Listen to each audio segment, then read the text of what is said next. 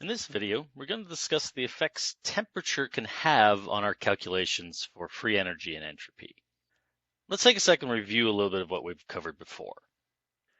We had that the delta S of the universe is equal to the change in entropy of your system plus the change in entropy of your surroundings.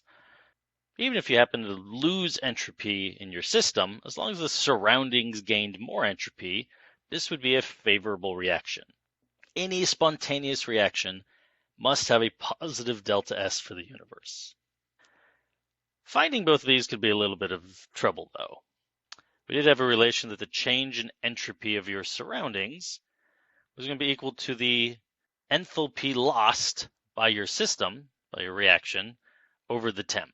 Because where's the entropy, where's the energy that the surroundings are acquiring? It's coming from the reaction giving it away.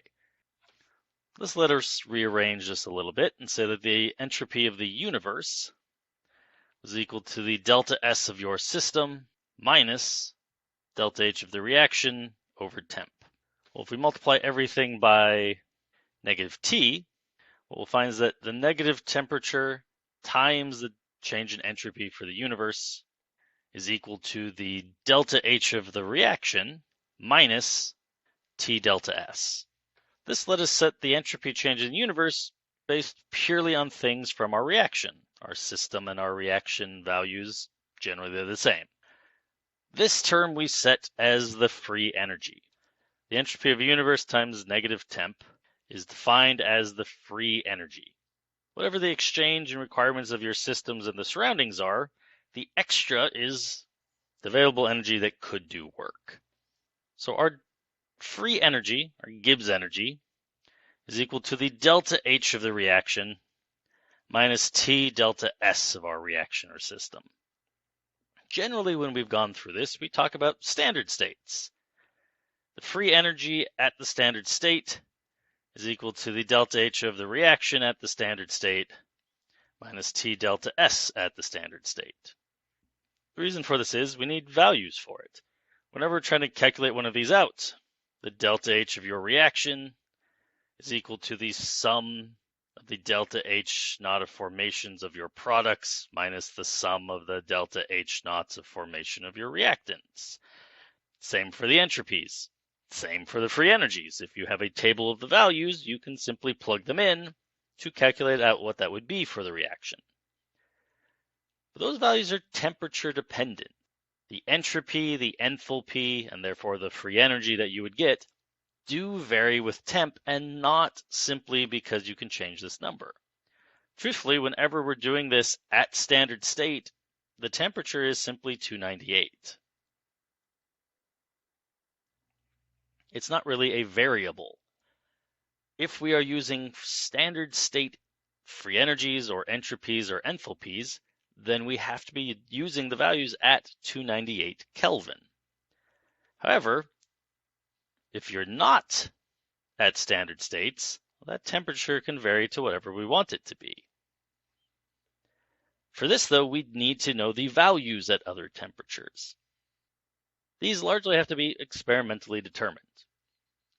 Much data has been gathered on many different chemicals to find the enthalpy and the entropy at different temperatures, and therefore the free energy at different temperatures. But finding data tables filled with delta H at various temperatures for each type of molecule is rather difficult. They're not readily available. A lot of times we have to calculate them. And, well, I did just that.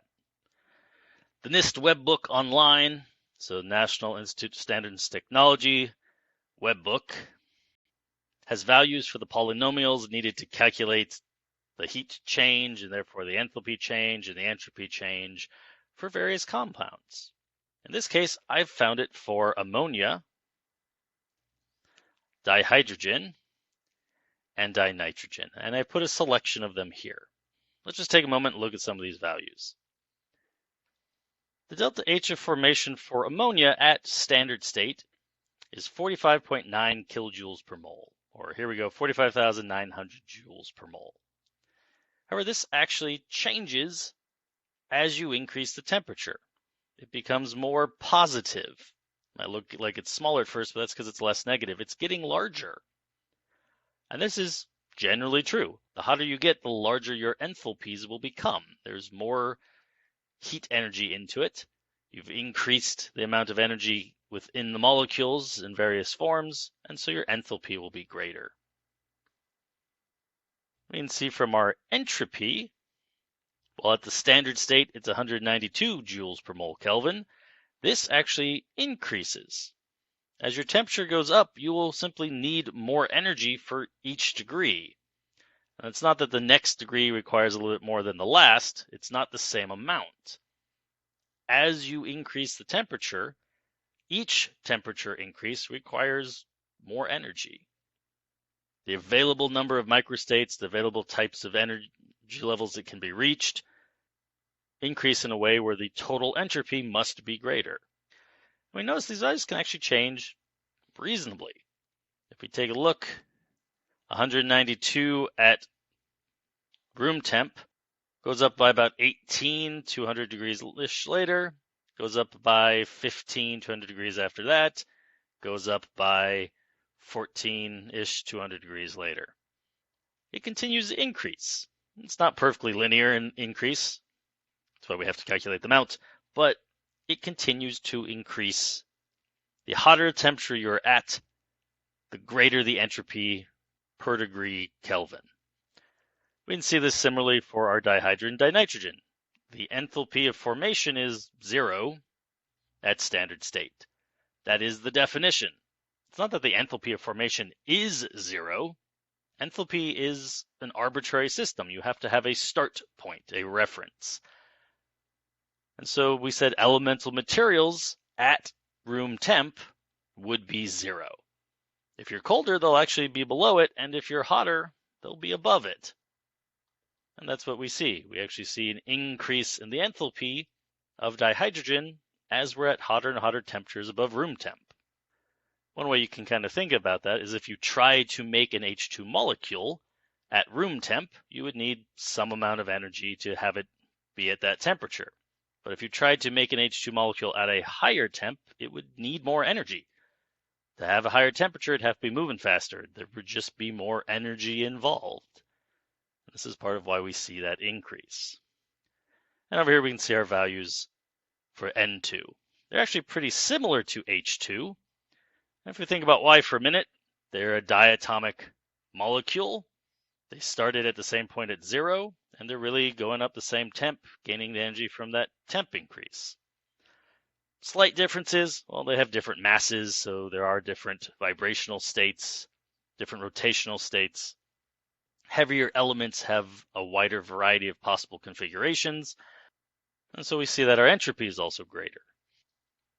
So in our calculations, when we try to solve the delta G is equal to the delta H of my reaction minus T delta S of my reaction. Whether we are at standard states or not is going to change our answer, and possibly quite significantly. Not simply because temperature can alter the outcome due to changing entropy, but also in that the values themselves shift in such a way as it could change the outcome of the calculation. We'll dive more into that in our next video.